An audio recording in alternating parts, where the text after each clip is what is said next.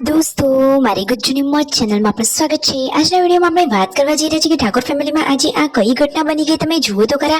કાજલબેનીમાં હિંચકો ખાતા જતા જ પડી ગયા। અચાનક તેમની શું આ થઈ ગયું કે તેઓ પડી ગયા, શું તેમને વાગ્યું, પછી તેઓ દવાખાને ગયા કે એમને જ મટી ગયું હતું। કાજલબેનીબાએ આજે ઘર આંગણે બીજા કયા કયા કામ કર્યા, સરસ મજાનું છોડવાનું કામ કર્યું। તો દોસ્તો, હિંચકો ખાવા માટે કોણ કોણ ગયું હતું ને અચાનક તેઓ કેમ પડી ગયા? શું ઉપરથી જ હિંચકો છૂટી ગયો હતો કે સાડીનો હિંચકો ફાટી ગયો હતો? શું કારણ બન્યું હતું એ બધું જાણવા મળશે તમને મારા આ વિડીયોમાં। મારી ચેનલ ઉપર નવા હોય તો ચેનલને ફટાફટ લાઈક, શેર એન્ડ સબસ્ક્રાઇબ કરી દો।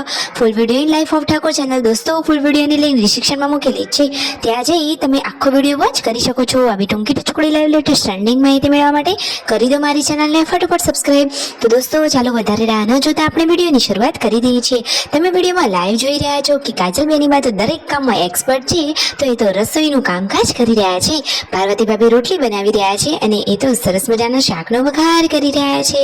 કાજલબેનીબાના શાકના વઘારનું કામ તો બહુ જ એક્સપર્ટ છે, એટલે કે તેમનો વઘાર બહુ સરસ હોય છે। બચ્ચા પાર્ટી તો અહીંયા જુઓ સરસ મજાની બાથમાં મસ્તી કરી રહી છે। આજે બપોરે દોસ્તો લાઇટ ન હોવાના કારણે બધા લોકો ગયા હતા અહીંયા ચીકુની વાડીએ હિંચકો ખાવા।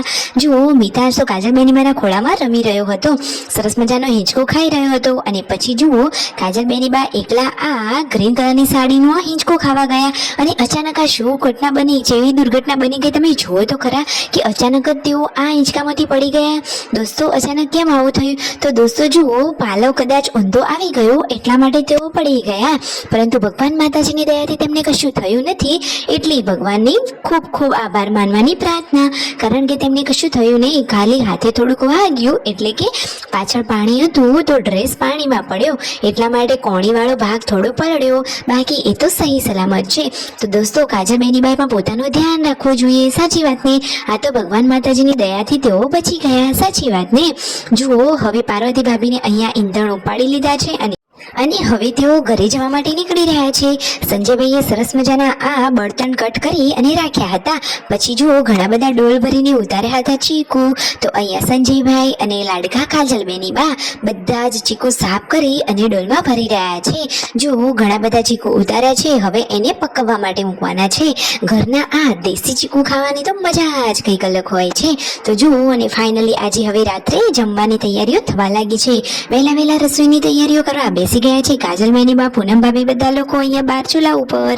તો જુઓ, સરસ મજાનું દેશી ભાણું જમવાની મજા ગામડામાં જ મળે, અને એ પણ દેશી ચૂલા ઉપરની રસોઈ તો બાકી કેટલી મીઠી લાગે, સાચી વાત ને?